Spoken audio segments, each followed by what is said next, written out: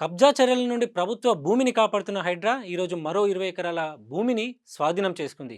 పాత బస్తీ లలితాబాగ్లో 7, బాచుపల్లి నిజాంపేటలో 13 ఎకరాల కబ్జా గురైన భూమిని హైడ్రా తిరిగి స్వాధీనం చేసుకుంది. బహిరంగ మార్కెట్లో హైడ్రా కాపాడిన భూముల విలువ 1600 కోట్ల వరకు ఉంటుందని హైడ్రా అధికారులు అంచనా వేస్తున్నారు.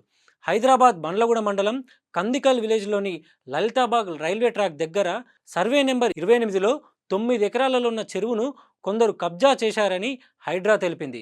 ప్రస్తుతం అక్కడ చెరువు కనుమరుగైందని, 9 ఎకరాల చెరువు భూమిలో 2 ఎకరాలలో ప్రజల ఇల్లు ఏర్పడ్డాయని హైడ్రా తన ప్రెస్ నోట్లో పేర్కొంది. మిగిలిన 7 ఎకరాలను మట్టితో కప్పి కొంతమంది వ్యక్తులు కబ్జాకు పాల్పడుతున్నారని హైడ్రా తెలిపింది. ఇక మరో వ్యక్తి ఈ భూమి తనకు అమ్మినదంటూ కోర్టులో కేసు కూడా వేశాడు. ప్రభుత్వ భూమిని ఏ ప్రాతిపదికన తనదని చెప్పుకుంటున్నారని కోర్టు సీరియస్ అయింది.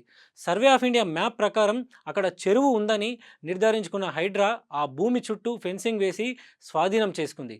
ప్రభుత్వ 7 ఎకరాల భూమిని కబ్జా చర్యల నుంచి కాపాడినందుకు స్థానికులు హైడ్రా కమిషనర్ రంగనాథ్కు అభినందనలు తెలిపారు.